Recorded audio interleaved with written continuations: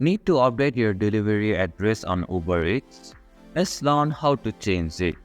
Hi, I'm Suyuk from Online Help Guide, and in today's video, I will show you how to change your address on the Uber Eats app. So let's get started. First, open the Uber Eats app on your device.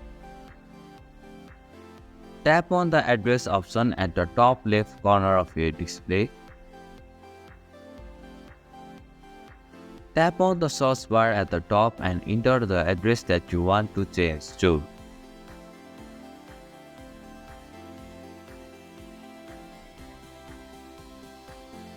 From the search list, select your address.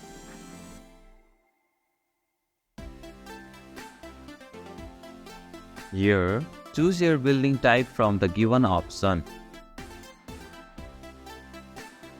Finally, tap on the Save and Continue button from the bottom of your screen. And this is how you can change your address on Uber Eats app. Thank you for watching Online Help Guide.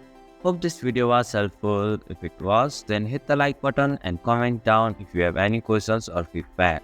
Also, if you are new to our channel, please subscribe and hit the bell icon so that you won't miss our upcoming videos.